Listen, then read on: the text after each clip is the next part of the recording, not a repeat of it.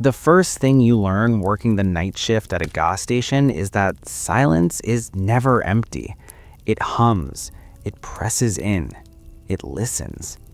I learned that lesson around 2:17 a.m., standing behind Register 1 watching the digital clock blink red above the cigarette display while the fluorescent lights flickered like they were struggling to stay awake with me. I was 19, fresh out of high school, short on money, long on bad decisions. The station sat alone on the edge of a county highway, 15 minutes from the nearest town. No neighborhoods, no houses, just trees, darkness, and a 2-lane road that swallowed headlights whole. My manager called it a quiet location. What he meant was, no one will hear you scream. The shift ran from 10 p.m. to 6 a.m. I worked it alone.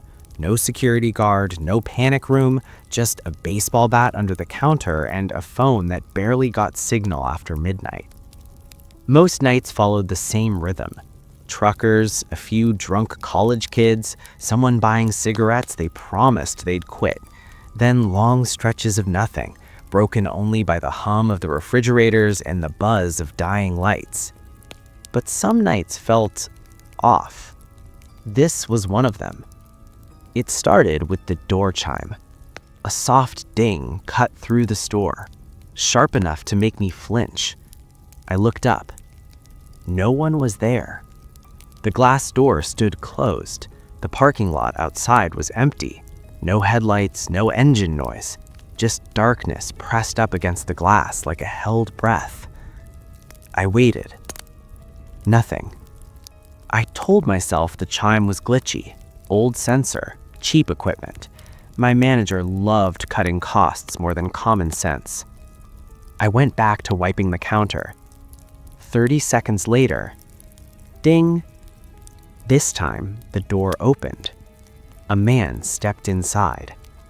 He was tall, too tall for the narrow doorway. He ducked slightly as he entered, like he'd misjudged the frame. Wore a dark jacket zipped up despite the late summer heat. Baseball cap pulled low. I didn't see his face. Not really. He stood just inside the door, not moving, letting it swing shut behind him. "Evening," I said, forcing my voice steady. He didn't respond. He didn't look at me either. He just stood there, head tilted slightly like he was listening to something I couldn't hear. A few seconds passed. Then he walked. Not toward the snacks, not toward the drinks, straight to the cooler wall. He stopped in front of the bottled water and stood there, unmoving, staring at his reflection in the glass. I watched him through the convex mirror mounted near the ceiling. Every instinct told me to keep my eyes on him without making it obvious. People did weird things at night, I knew that, but this felt different. Wrong tempo. He stood there for a full minute, then 2, then 3. Finally, he reached out and opened the cooler door. Cole's air spilled into the store. He didn't take anything. Just stood with the door open, staring inside, like he was expecting something to stare back. "Sir, you gotta close the cooler if you're not grabbing anything." He closed it slowly, turned, and for the first time, he looked at me. His eyes were unfocused, like they weren't landing on my face so much as passing through it. His mouth twitched once, almost into a smile, but never quite made it. He walked to the counter.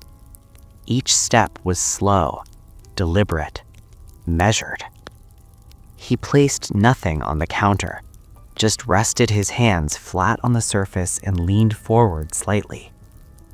"What time do you lock the doors?" he asked. His voice was calm, too calm, flat, like he was reading a line he'd practiced. 6 a.m., all night. He nodded. Once. "Anyone else come in tonight?" "Just you." Another nod. He leaned closer. I smelled oil, metal, something sour underneath. "Do you ever get lonely back here?" he asked. My grip tightened on the rag in my hand. "Can I help you with something?" I said. He straightened, reached into his jacket. My heart jumped, but he pulled out cash, laid a single dollar bill on the counter, smoothed it flat with his fingers. "For the water," he said. "You didn't take one." He looked down at the bill, then back up at me. "I will." He turned, walked back to the cooler, and finally grabbed a bottle, carried it to the counter, set it next to the dollar. Didn't wait for change, didn't wait for a receipt, just stood there watching me scan it. The register beeped. I handed him the bottle. Our fingers brushed. His skin was cold. Not air-conditioned cold. Cold like it hadn't been warm in a long time. He took the bottle and didn't open it. Instead, he leaned in again, lowering his voice. "You hear things out here at night." It wasn't a question. "People say that," I replied. "They say lots of things." He smiled then. This time it reached his eyes, and I knew immediately I'd made a mistake engaging him. "I'll see you later," he said. The words landed wrong. Not goodbye, not have a nice night. "I'll see you later." He walked out. The door chimed. I watched him cross the lot in the mirror. Halfway to the edge of the lights, he stopped, turned, and looked back at the store. At me. He raised the water bottle slightly, almost like a salute, then stepped into the darkness beyond the lights and vanished. I locked the door for 5 minutes after that. Policy be damned. I paced, checked the cameras, replayed the footage. The feed showed him entering, standing, staring. But when he reached the cooler, the camera flickered. Static washed over the screen for 3 full seconds. When the picture returned, he was already at the counter. I told myself it was nothing. Old system, bad wiring. I unlocked the door. By 3:04 a.m., I almost believed it. Then, the bathroom door creaked open, slowly, from inside. I hadn't seen anyone go in. The hallway light flickered, and from the back of the store, I heard the door chime. The bathroom door had no business opening. I knew that because I checked it 10 minutes earlier. I remembered twisting the knob, pushing the door. Empty, clean enough to pass inspection. No locked stall doors, no feet beneath them, no sound except the hum of the exhaust fan and the distant buzz of the lights above the drink coolers. Now, the door was open, wide. The hallway light flickered, casting long, uneven shadows across the tile floor. The store felt colder, like the air conditioning had kicked up without warning. I stood behind the counter, frozen, listening. Nothing. No footsteps, no cough, no flush. The security monitor showed the hallway camera. Empty. The bathroom door on the feed was still closed. I swallowed. The system was old, I told myself that. Lag happened. Sometimes the cameras ran a few seconds behind real time. I waited for the image to update. It didn't. The door on the screen stayed shut. The real one remained open. Slowly, I reached under the counter and wrapped my fingers around the handle of the bat. The wood was smooth from years of nervous hands gripping it. "Hello?" I called. My voice sounded thin in the wide, empty store. No response. I stepped out from behind the counter. Each footfall echoed too loudly. The sound didn't behave right. It stretched, like the building was amplifying it just to remind me how alone I was. I moved down the aisle, eyes flicking between the hallway and the front door. Still locked, still dark outside. Halfway there, the hallway light went out. The sudden darkness punched the air out of my lungs. Then it came back on. Flicker. Out. On. Out. I stopped moving. Something shifted at the end of the hallway. Not fast, not slow, just enough to know it wasn't my imagination. "Hello?" I called. "Store's closed," I said, even though it wasn't. "You need to come out." Silence. The light steadied. The hallway stood empty again. I forced myself forward. The bathroom door creaked as I pushed it wider. The smell hit me first. Not human, not exactly. Stale water, old metal, something sour like damp concrete that hadn't seen sunlight in years. I checked the stalls. Empty. The back storage room was next. The door was closed. It hadn't been before. I stood there, staring at it, feeling the weight of the building settle around me. The handle was cold when I touched it. I opened the door. Boxes, shelves, mop bucket. Nothing out of place. No one inside. I backed out, shut the door, and exhaled shakily. I laughed once, short, sharp, more relief than humor. "Get it together," I muttered. I turned, and the front door was open. The night air rushed in, carrying the smell of asphalt and trees and something else, something familiar. Oil. Metal. My chest tightened. The parking lot was still empty, but the door was wide open. The chime hadn't sounded. I crossed the store quickly and shut it, flipping the lock with shaking hands. Then I noticed the water bottle. It sat on the counter. The same one the man had bought. Unopened. Standing upright. I stared at it, my mind scrambling. I hadn't put it there. I hadn't seen anyone enter. I checked the cameras again. The feed showed the door closed the entire time. No entry, no exit, no movement near the counter. I picked up the bottle. It was cold, colder than it should have been. The plastic crinkled under my fingers, and I realized something else. The dollar bill was gone. In its place lay a receipt, printed, time-stamped, 2:17 a.m., the exact minute he'd first walked in. I felt like the store was closing in around me. I grabbed the phone and called my manager, straight to voicemail. I tried again. Nothing.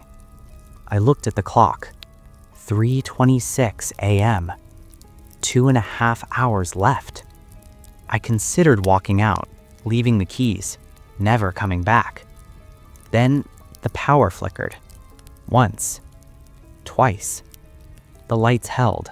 The security monitors went black, then rebooted. Every camera feed came back, except one. The hallway camera. It showed static. I leaned closer. The static resolved into movement. A figure stood at the far end of the hallway.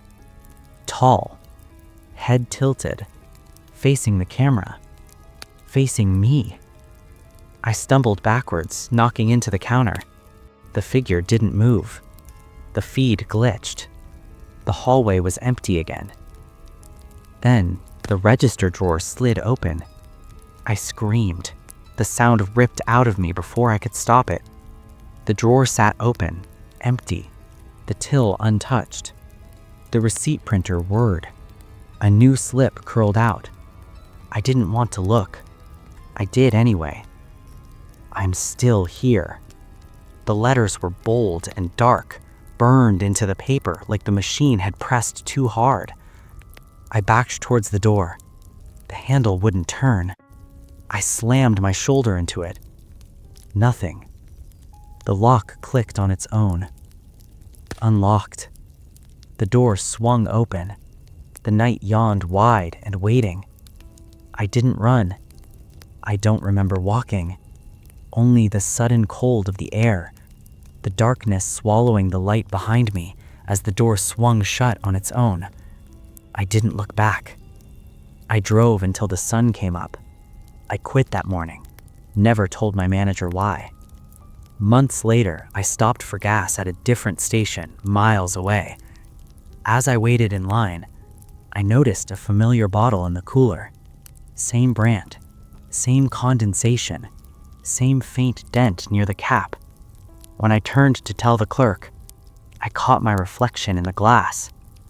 And behind me, a tall man stood, watching, holding a water bottle, unopened.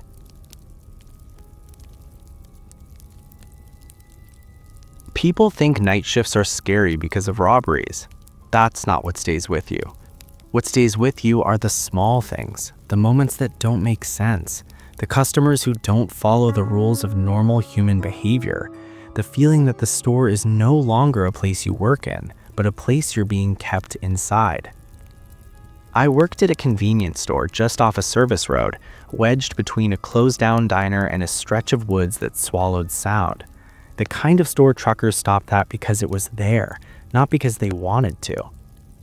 I worked the overnight shift for nearly a year, and I learned to dread one customer more than anyone else. He always came at 3:40 a.m., never earlier, never later. The first time, I noticed him because of the sound, not the door chime, the coins. A slow, deliberate clinking that echoed across the counter as he placed them down one by one. I looked up from the register and saw a man standing there. Mid-40s, maybe older, thin, hair slicked flat against his scalp like he'd pressed it down with wet hands. Clothes clean but outdated. Brown jacket, buttoned shirt, slacks that hung just a little too loose. He didn't smile, didn't frown, just watched me. "I'd like these," he said, gesturing toward a pack of gum and a bottle of soda. His voice was soft, almost polite. I scanned the items. "That'll be $3.78. He nodded, then reached into his jacket pockets and began taking out change. Pennies, nickels, dimes. He lined them up carefully, stacking them in neat columns. His fingers trembled slightly as he worked, but he didn't rush. I waited.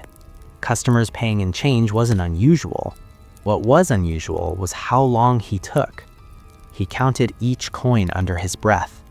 34, 35, 36. The store felt quiet in a way I couldn't explain. Even the refrigerators seemed to hum more softly, like they were listening. Finally, he pushed the coins toward me. $3.78, he said. It was exact. I ring him up. He took his items, nodded once, and walked out. At the time, I didn't think much of it. The second night, he came back. 3:40 a.m. on the dot. Same clothes, same items, same coins, same careful stacking. This time, I noticed something else. His hands were filthy, black grime under his nail beds, dark smudges along his knuckles. Oil? Dirt? I didn't ask. When he finished paying, he lingered. "You're here alone," he said. "Yes," I replied. He nodded. "They keep you late." "It's my shift." Another nod. "I used to work nights too." I forced a polite smile. "Have a good one." He left. On the third night, I was waiting for him. 3:39 a.m. 3:40. The door chimed. He entered. Same routine. This time, he placed the coins down slower. Painfully slow. "You ever think about who else works nights?" he asked quietly. "Can't say I do. There are a lot of people awake when you think you're alone." He finished stocking the coins. Exact change. He leaned forward. So quiet. Sometimes I think the building remembers. I didn't reply. He took his items and left. On the fourth night, I checked the cameras before he arrived. The parking lot was empty. The road beyond was dark. At 3:40 a.m., the door chimed. I looked up. No one had entered. But the coins were already on the counter, stacked, perfect. My stomach dropped. I looked around the store, empty. Then slowly he stepped into view from the drink aisle. I hadn't seen him come in. "I didn't want to interrupt you," he said calmly. My hands shook as I rang him up. When I handed him the receipt, our fingers brushed. His skin was damp, cold. "You don't remember me," he said. "I see you every night," I swallowed. "I remember you." He smiled faintly. "Not the way I mean." That night, after he left, I checked the cameras. The footage showed the door opening, but no one entering. The coins appeared on the counter by themselves, stacking one by one, as if guided by invisible hands. On the 5th night, I called my manager and told her I was sick. She didn't care. On the 6th night, I tried locking the door at 3:30. The lock clicked open at 3:40. The door chimed. He entered. This time, he didn't buy anything. He just placed the coins down. "Do you know what happened here?" he asked. "No." "There was a man who worked nights, just like you." My throat drew dry. "He counted money until his fingers bled, alone, forgotten." He leaned closer. "They found him behind the counter. His heart gave out." I stared at him. "When was that?" He smiled faintly. "About the time I stopped sleeping." He turned and walked out. The coins stayed behind. I didn't touch them. At 6 a.m., the morning clerk arrived. I pointed at the coins and asked her if she'd seen that man before. She frowned. "What man?" "The one who pays in change." She looked confused. "We don't take cash at night anymore. That rule's been in place for years." My blood went cold. That night, I checked the register history. There were receipts, hundreds of them, all at 3:40 a.m., all exact change, all under one name, Employee 17. I didn't sleep that day. Every time I closed my eyes, I heard the sound of coins touching laminate, the soft, deliberate clink, the careful stacking, the way he counted under his breath like he was afraid of forgetting where he was. By the time my shift started again, my hands were already shaking. I told myself I wouldn't stay past midnight. I'd make an excuse, walk out, quit if I had to. But when I arrived, the store was open, lights on, register humming. My manager stood behind the counter, counting bills. "You're early," she said without looking up. "I said you didn't use cash at night," I replied. She frowned. "What are you talking about?" "The rule," I said. "No cash after dark." She stared at me for a long moment. "That policy ended years ago. We only did that after the incident." "What incident?"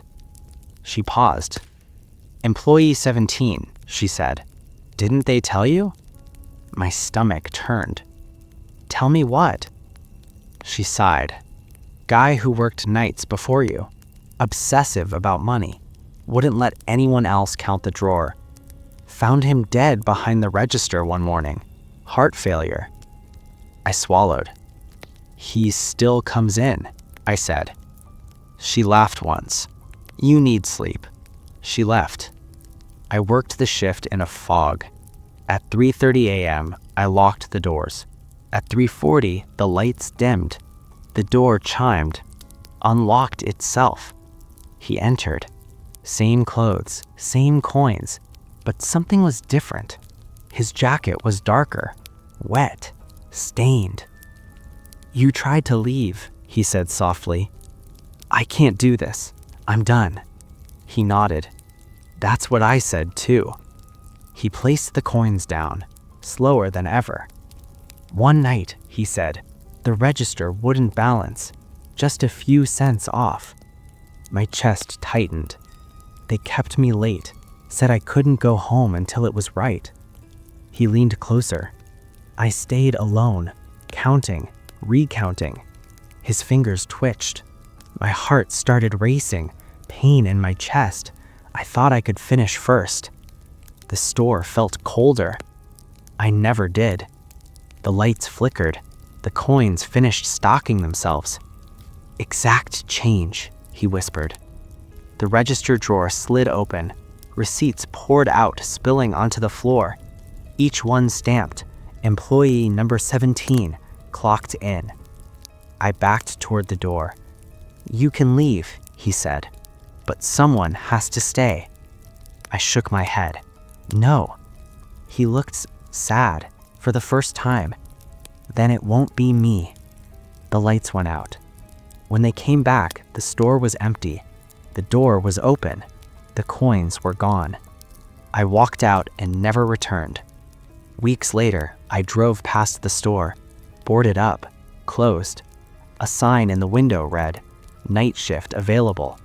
Below it, taped crookedly, was a handwritten note, "Exact change only."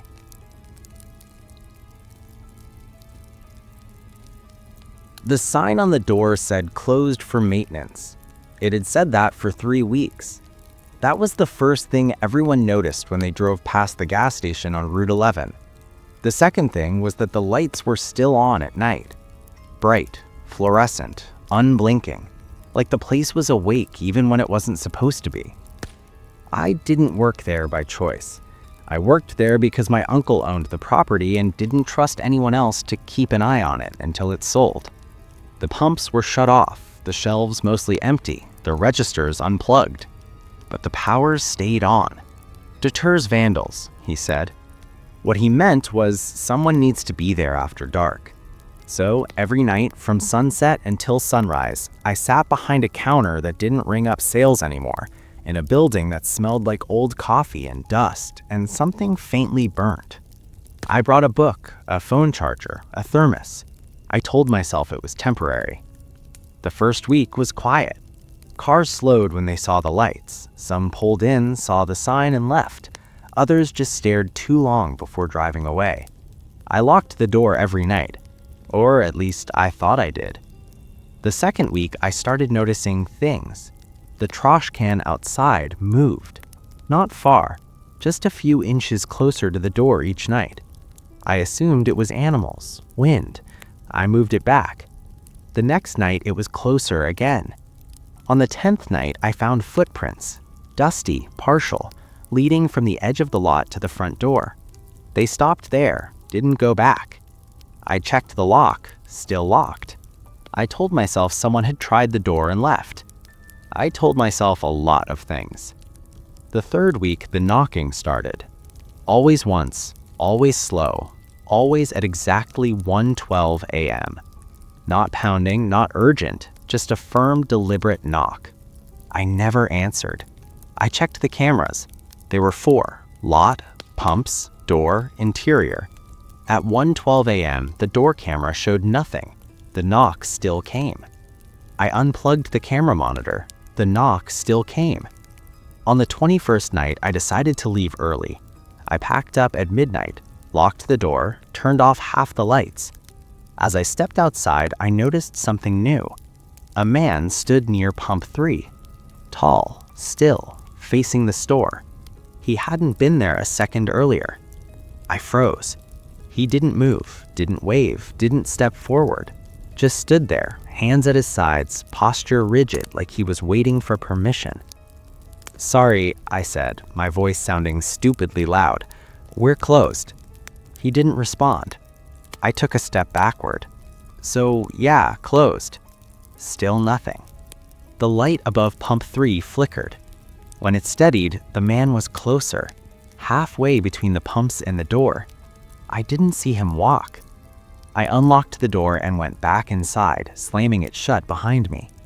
The knock came early that night, 1:03 a.m., then again at 1:12 a.m., then again at 1:21 a.m., each knock exactly 9 minutes apart, each one slow, measured, like whoever was knocking had all the time in the world. I sat behind the counter, bat in my hands, staring at the door. The glass reflected the interior, and behind me, someone stood. I spun around. Nothing. The reflection lacked, just a fraction of a second too late, enough for me to see a tall shape where I knew the back wall was bare. I didn't sleep after that. The next night, the trash can was gone. So were the footprints. The cameras worked fine, but the interior camera showed something strange. Between 1 and 2 a.m., it recorded movement. The aisles shifted, shelves realigned slightly, as if someone had been walking through the store, adjusting things by inches. The door never opened. At 1:12 a.m., the door camera glitched. One frame appeared. Just one. A close-up of a man's face, eyes wide, unblinking, mouth slightly open, so close to the glass that his breath fogged it. Then nothing. I called my uncle. He didn't answer. I called the police. They came, checked the lot, found nothing. One officer pointed at the pumps. "You know someone died here, right?" I stared at him. "Maintenance worker, late shift, found near pump 3. My stomach dropped. "What time?" He checked his notes. "Little after 1 in the morning." They left. The knock came again. 1:12 a.m. I stood up, walked to the door, unlocked it. The knock stopped. The door opened. No one stood there, but the light lots flickered, and by pump 3, a man waited, closer than ever, facing me, smiling. The man by pump 3 didn't wave, didn't step forward. He just stood there, smiling, like I'd finally done the right thing by opening the door. The lot lights hummed louder than they should have. Every insect in the area seemed to have gone quiet at once, leaving the night unnaturally still. I stayed in the doorway, one hand gripping the edge of the frame. "You can't be here," I said. His smile widened. "I know," he replied. His voice carried easily across the lot, calm and polite, like he was apologizing for an inconvenience. "We're closed," I said again. He nodded. "That's what the sign says." "Then leave." He tilted his head. "I can't." The lights above pump 3 flickered. For just a moment, the man blurred, like a bad signal on an old television. When the image steadied, he was closer, not walking, just nearer. My heart hammered against my ribs. "What do you want?" I asked. He gestured around the station. "To finish." The word hung in the air. I was almost done, just a few more things to check. I shook my head. "There's nothing left. This place is shut down." "That's the problem," he said gently. He stepped forward. This time, I saw him move. His boots made no sound on the concrete. When he reached the edge of the overhang, the light above him brightened, revealing details I wished it hadn't. His uniform was soaked dark at the chest. A name patch was stitched over his heart. Maintenance. Beneath it, the fabric was stiff with dried blood. "I clocked in," he said. "Never clocked out." I backed into the store, slamming the door shut. The lock slid into place on its own. The interior lights surged, flaring too bright. Every screen flickered to life. All 4 cameras showed the same thing. The man standing inside the store, behind me. I turned. He wasn't there. The reflection in the glass behind the counter showed him, though, standing just out of frame, watching. "Stop," I whispered. The shelves rattled. Products shifted by inches. The sound of footsteps echoed through the aisles, slow and deliberate, circling the counter. I kept fixing things, lights, pumps, doors. The footsteps stopped. I didn't notice my heart until it was too late. The bat slipped from my hands. The register, unplugged for weeks, powered on. The screen glowed. Maintenance mode. The drawer slid open. Inside lay a time card, stained, bent, unpunched. A date printed at the top, 3 weeks ago, the first night I'd started watching the place. "You took over, but you never finished." The camera shifted. Now they showed me, standing alone, from angles that didn't exist. "I don't work here," I said. He stepped into view, this time fully solid, standing across the counter, close enough that I could see the veins dark beneath his skin. Neither did I. Not anymore. The lights flickered, the door unlocked. "You can leave," he said. Hope surged through me, but someone has to stay. The words landed like a weight. I shook my head violently. "No!" His expression softened. "I said that too." The register beeped. The time card slid towards me. The punch slot glowed red. "I just need you to finish the shift. After that, you can go." I ran.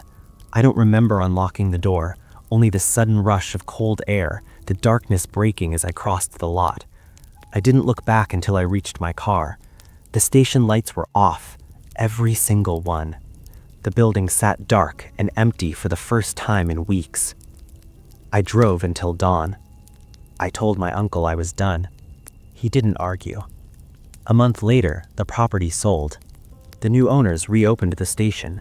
Different name, fresh paint, new pumps. On opening day, I stopped by for morbid curiosity. The clerk stood behind the counter, young and tired looking. As I paid, I noticed something taped beside the register. A printed sign, "Maintenance in progress. Please be patient." Behind it, on the wall, hung an old time card. Stained, bent, unpunched. The date at the top had changed. It was today.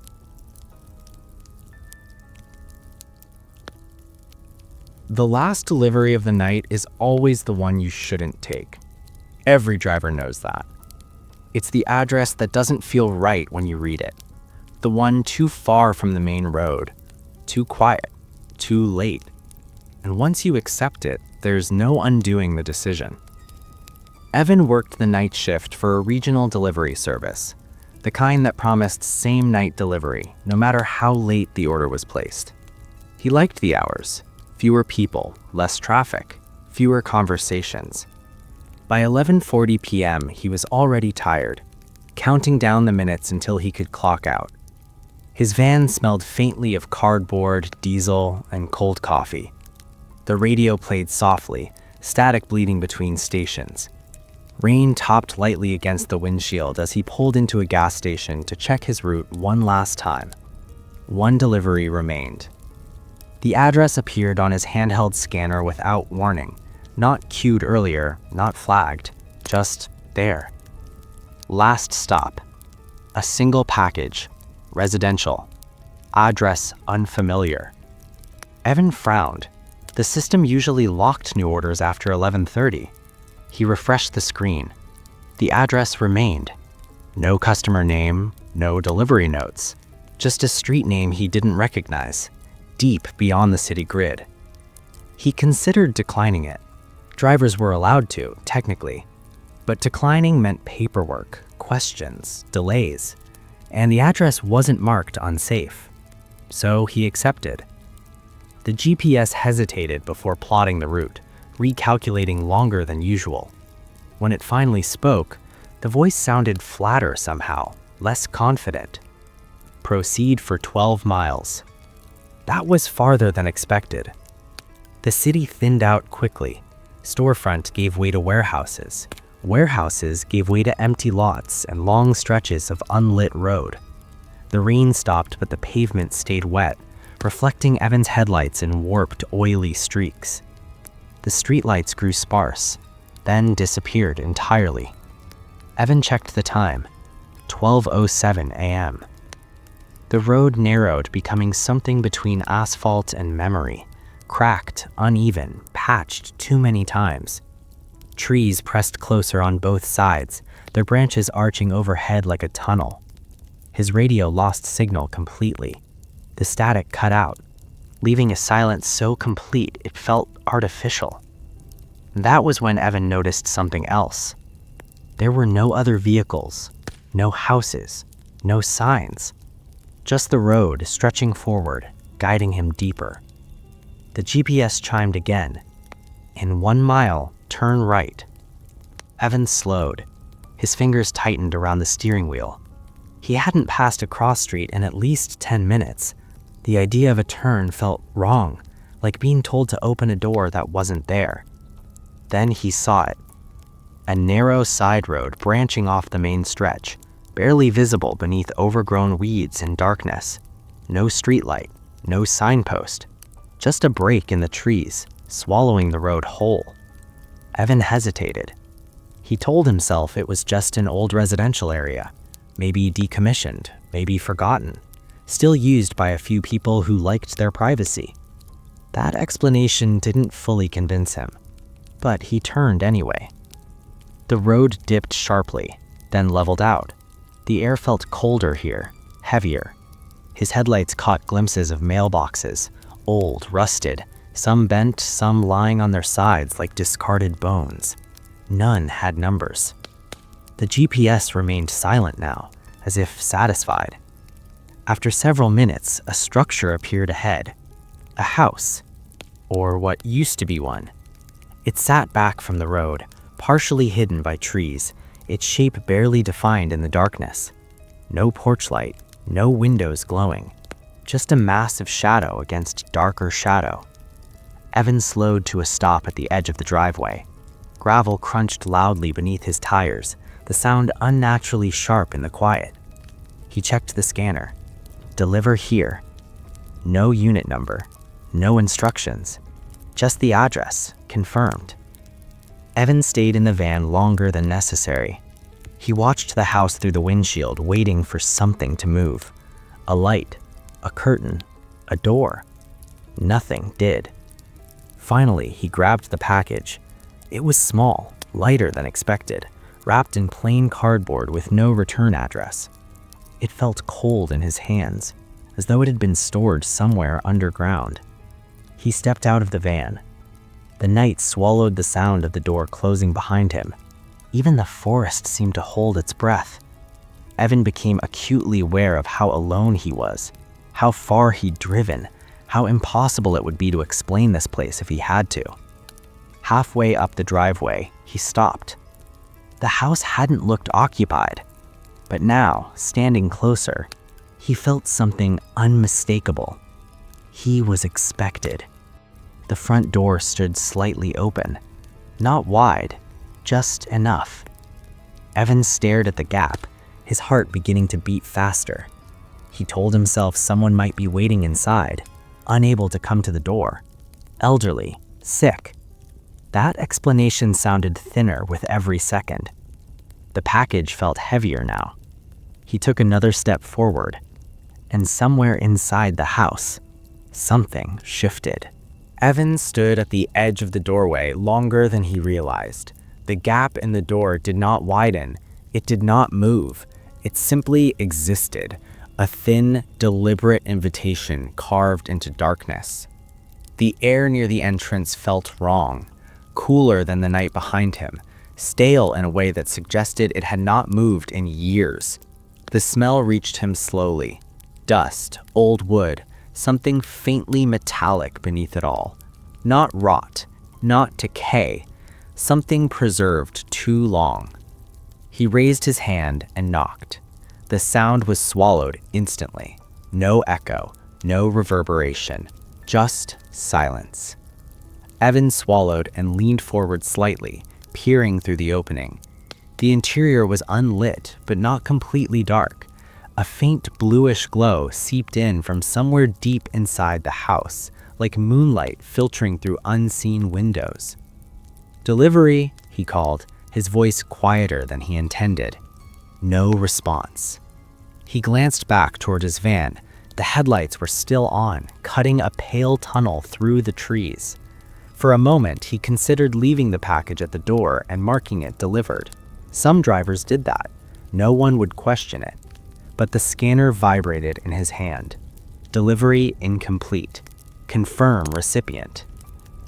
His stomach tightened. That wasn't standard. Evan stepped inside. The door did not close behind him. It didn't need to. The house felt sealed regardless, as if crossing the threshold had placed him somewhere separate from the night outside. The floorboards creaked under his weight, but the sound was dull, muted, as though absorbed by layers of dust and time. The entryway opened into what might once have been a living room. Furniture sat where it had been left decades ago, a couch with sunken cushions, a coffee table coated in dust thick enough to leave fingerprints, framed photographs turned face down against the wall. No clocks, no mirrors, no signs of recent life. Evan took another step forward. The bluish light grew slightly brighter, emanating from a hallway at the back of the house. It pulsed faintly, not rhythmically, but inconsistently, like a breath taken by something unfamiliar with breathing. "Hello?" he tried again. The house answered with nothing. He became aware, slowly, of a pressure behind his ears. Not pain, more like the sensation of descending too quickly in an elevator. His thoughts felt slightly delayed, as if they had to travel farther than usual to reach him. He looked down at the package. The cardboard was damp now. The hallway stretched farther than the house should have allowed. Evan knew intellectually that this was impossible. The exterior was small, modest, but the corridor ahead extended deep into shadow, its walls narrowing imperceptibly as it went. The floorboards here were cleaner, less dust, as if this was the only part of the house that mattered. He took one step, then another. The scanner buzzed again. Proceed to final address. Evan stopped.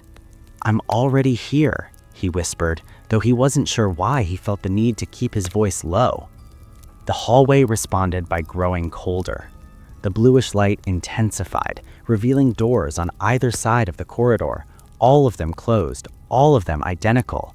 No numbers, no markings, just smooth, aged wood and dark handles that reflected no light.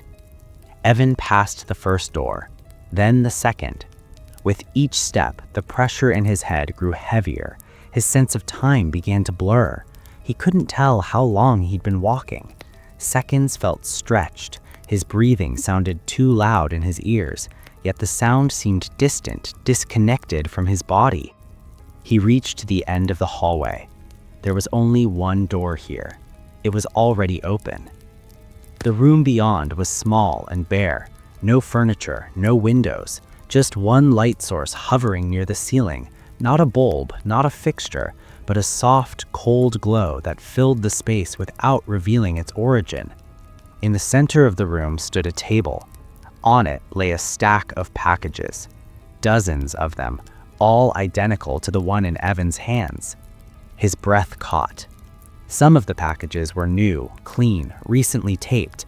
Others were old, the cardboard yellowed, edges soft with age. A few had collapsed inward as though emptied long ago. Evan stepped closer. None of them had return addresses. None of them had names. Only addresses, different streets, different cities, different states, all crossed out. Except one, the address he had just driven to. His phone vibrated in his pocket. No signal bars appeared on the screen, just a notification from the delivery app. You have arrived. Evan backed away from the table, heart pounding now. This wasn't a prank. This wasn't a mistake. Whatever this place was, it wasn't bound by the same rules as the city he'd left behind. He turned toward the doorway. The hallway was gone. In its place was a solid wall, smooth, seamless, as if the corridor had never existed. Evan staggered back, his shoulder hitting the table hard enough to jolt the packages. They shifted slightly, making a sound like dry leaves scraping together. "No," he said louder now. "No, no, no." The light flickered. The temperature dropped sharply. And then he realized something that made his blood run cold. The room wasn't empty anymore. He felt it before he saw it. A presence standing just beyond the edge of his vision. Not moving, not breathing, just existing with quiet certainty. Slowly, Evan turned. A figure stood in the corner of the room. Human-shaped, too still, too dark. Its features were indistinct, as if the light refused to touch it properly, but its eyes reflected the glow above, two pale points fixed directly at Evan. The figure did not approach. It didn't need to. Evan understood, suddenly, with terrifying clarity. This wasn't a place where deliveries were received. It was a place where they ended. The scanner buzzed one final time in his hand. Confirm delivery. His fingers trembled. The figure tilted his head slightly, not in curiosity, but in expectation. Evan looked down at the package he had carried all this way. The cardboard had softened completely now, sagging inward. It felt lighter than before, almost empty. Almost. The room did not rush Evan. It did not need to. Whatever existed here had learned patience long before he arrived. The figure in the corner remained motionless, its shape barely distinguishable from the shadows that clung to the walls. The longer Evan looked at it, the harder it became to define where the darkness ended and the thing began. It was not transparent. It was not solid in the way people were. It existed with the certainty of something that did not require form to be present. Evan backed away until the backs of his legs pressed against the table. "What is this place?" he asked, his voice thin, almost swallowed by the air itself. The figure did not respond. Instead, the light above flickered and the room shifted. Not physically, not in a way that could be measured, but the pressure behind Evan's eyes increased, and suddenly the walls felt farther apart, the ceiling higher, the room deeper than it had been seconds before. The table was longer now. More packages lined its surface. Evan hadn't seen them arrive. He looked down at the box in his hands again. The label had changed. The printed address was no longer the house outside. It wasn't even a real street anymore. The words were incomplete, smudged, as if the ink had bled into the cardboard itself. Last address, confirmed. His stomach twisted. "This isn't mine," he said, louder this time. "I didn't order this. I didn't." The figure took one step forward. The sound of it moving was subtle, like fabric brushing against air. Evan flinched, his body reacting before his mind could catch up. The thing stopped after that single step, as if to remind him that distance was irrelevant here. Images pressed into Evan's thoughts without warning. Other drivers, different uniforms, different vans, different decades. He saw a man in a brown jacket gripping a steering wheel too tightly, his knuckles white with fear as he followed a GPS route that shouldn't have existed in the 1980s. A woman in a rain-soaked poncho knocking on the same door Evan had entered, her face tense with exhaustion and unease. A teenager delivering food instead of packages, standing frozen in the hallway as the corridor stretched endlessly ahead of him. Each image ended the same way.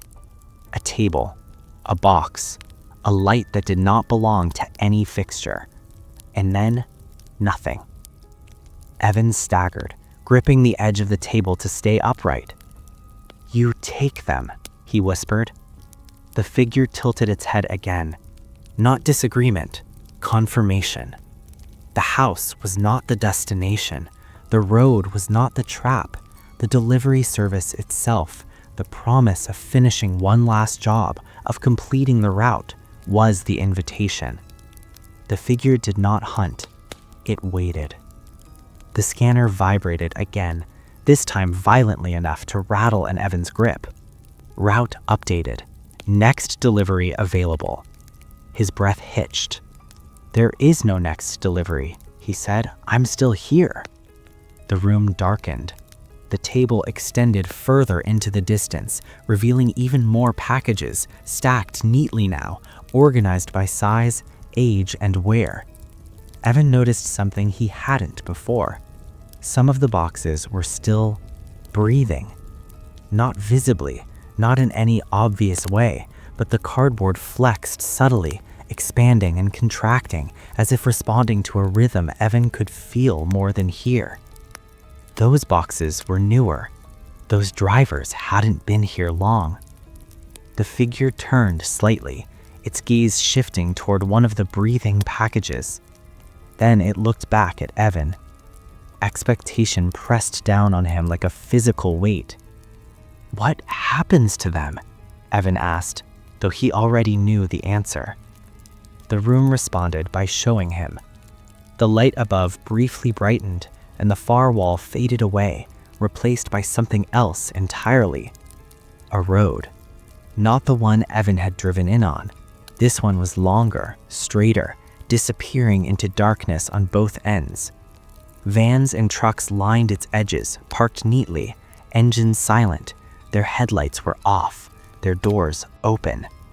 Drivers stood beside them, or rather, remained beside them. They didn't move, didn't age, didn't speak. Each one stared straight ahead, eyes unfocused, hands empty. Waiting. For what? Evan whispered. The answer came not as words, but as understanding. They were waiting to be delivered. The wall returned. The room sealed itself again. Evan screamed then, not out of fear alone, but out of the crushing realization that his life had already been reduced to an object, a package, something to be sorted, stored, and eventually forgotten. The figure stepped forward again. This time it did not stop. Cold radiated from it, seeping into Evan's skin without physical contact.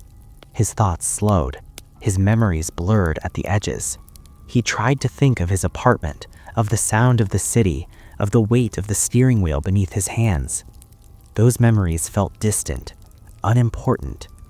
The scanner slipped from his fingers and hit the floor. Delivery confirmed. Somewhere far beyond the walls of the house, Evan's van finally shut itself off. The headlights dimmed, the engine ticked as it cooled. Morning came. A supervisor would later find the vehicle exactly where Evan had parked it, doors locked, keys inside. The package he had carried would not be listed as missing.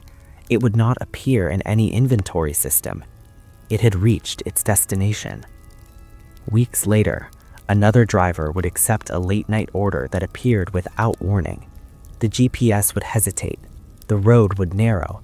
A house would wait with its door slightly open. And on a long table, deep in a place not marked on any map, a new package would be placed gently among the others. Still warm, still breathing. The first sign that something was wrong didn't come from the house. It came from the system. 3 days after Evan vanished, his supervisor noticed an inconsistency while closing out the weekly delivery reports. Evan's route was listed as complete. Every package scanned, every stop marked successful. No delays, no errors. But Evan hadn't clocked out. His van had been recovered early that morning, parked neatly at the end of a private driveway that didn't appear on any official city map. The keys were still in the ignition. The fuel tank was half full. The last package on his manifest had been marked delivered at exactly 12:41 a.m. There was no sign of Evan. At first, management treated it as a disappearance unrelated to work. People vanished for reasons that had nothing to do with logistics, stress, personal issues, bad decisions. That was easier to accept than the alternative. But then someone pulled the archive. The company had been operating for decades under different names, absorbed through mergers and acquisitions. Old data was messy, fragmented, stored in formats no longer supported. It took time to reconstruct, but once the records were aligned, a pattern emerged. Drivers who vanished always disappeared on their final stop of the night, always after accepting a delivery that appeared outside the normal cutoff window. Always at an address that existed briefly, sometimes for hours, sometimes for only minutes, before vanishing from all systems. The addresses were never reused, except in one way. Every one of them eventually became labeled the same internally: last address. A junior analyst noticed it first. She flagged the term, thinking it was a placeholder or a coding error.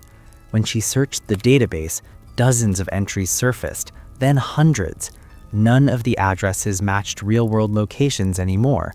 but each one had been valid once, long enough for a driver to arrive.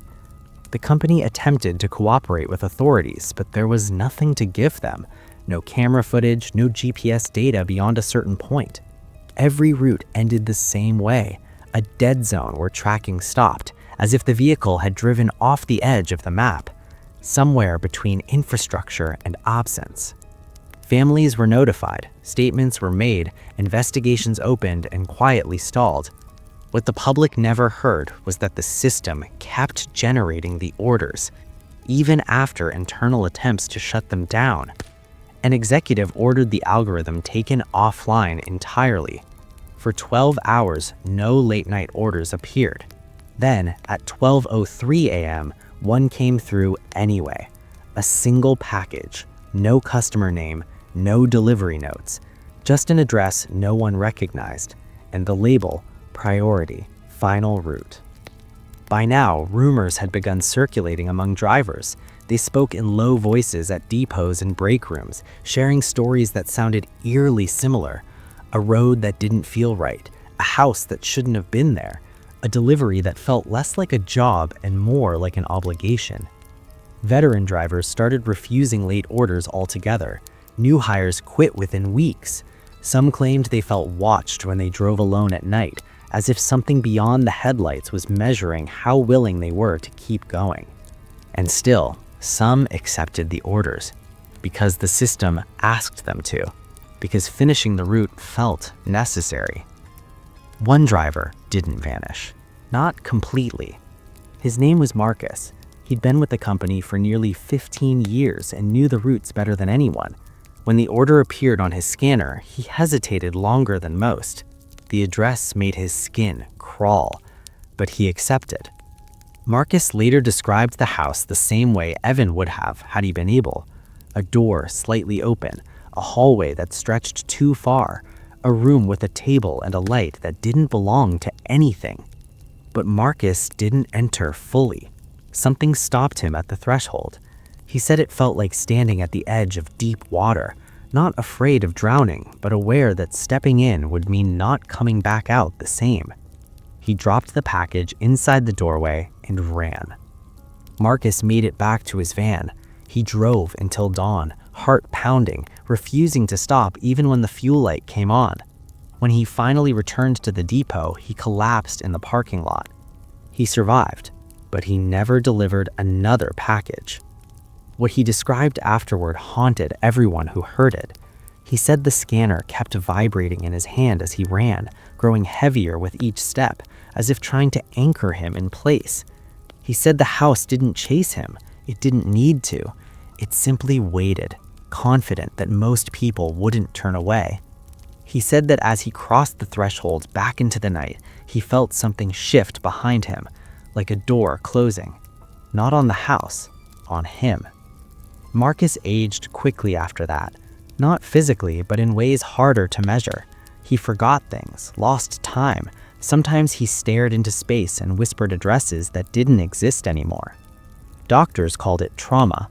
The company called it coincidence. But the system kept working. By the end of the month, the phrase last address became something unspoken but understood, a quiet certainty that some routes weren't meant to be completed, and that curiosity was more dangerous than fear. Yet every night, one order still appeared. Always one. Always accepted by someone.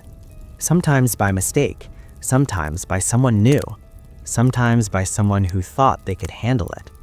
The house did not move. It did not need to. It appeared where it was needed, just long enough to fulfill its purpose. It existed in the gap between intention and action, between the decision to stop and the decision to continue. Those who crossed fully were cataloged. Those who hesitated too long were claimed. Those who fled carried the memory with them forever. Somewhere far beyond roads and records, a long table continued to grow. Packages were placed carefully, respectfully, as though each one mattered. The figure remained, watching, waiting. And as long as people kept chasing the need to finish one last job, the last address would always be there. By the time anyone realized the system could not be shut down, it was already too late. The delivery service no longer resembled a company in the traditional sense. It still operated, trucks still rolled out each evening, packages still moved across cities and states, but something beneath the structure had changed, something fundamental. The routes were no longer just logistics, they were selections. Every night, the algorithm evaluated drivers the way it always had: efficiency, reliability, willingness to accept late orders. But now there was an additional invisible metric, one no one had programmed and no one could remove: compliance. Not obedience, not loyalty, just the quiet human instinct to finish what was started. Engineers tried rewriting code, they isolated servers, they rebuilt systems from archived backups. Each attempt worked for a time, and then inevitably the same anomaly returned. One final delivery, one untraceable address, one driver who hesitated just long enough to accept it. The house never appeared on cameras, it never triggered alarms, it didn't exist long enough to be recorded. It only manifested when someone was already on their way. The system didn't summon the house summoned the system. Marcus was the last person to speak publicly about what he'd seen. In an interview he gave years later, recorded quietly, released without promotion, he described something no one else had put into words. He said the house wasn't feeding, it was organizing. The packages on the table weren't trophies or victims. They were completed routes, finished paths, lives reduced to their final decision, the moment they chose to step forward instead of turning back. The figure wasn't a monster, it was a clerk. As years passed, the company dissolved. Its name faded, assets were sold, records were archived and eventually lost. But the infrastructure remained. The roads, the habits, the late-night economy that demanded things arrive no matter the hour. Other services rose in its place. Different logos, different uniforms, same promise. And sometimes, just before midnight, a delivery would appear that didn't follow the rules. People who vanished weren't always delivery drivers anymore. Sometimes it was a rideshare driver chasing a final fare. Sometimes a courier working freelance. Sometimes a food delivery driver who thought one more order would cover rent. The address always felt wrong. The door was always slightly open, and inside, a table waited. Those who entered fully were never seen again. Those who turned back carried something with them, a subtle absence, a sense that part of their life had already been filed away. They stopped taking late jobs, stopped trusting systems, stopped believing that every route had an end they could return from. They learned what the house had always known. Not every destination is meant to be reached. Somewhere beyond maps and memory, the long table continues to grow.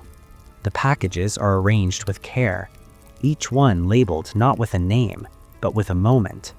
The moment someone decided to finish what should have been left unfinished. Tonight, somewhere, a driver checks their phone. One last order waits. The pay is good. The address is unfamiliar. The system insists it's valid. The driver hesitates, just long enough. And in a place that exists only when someone is on their way, a door opens.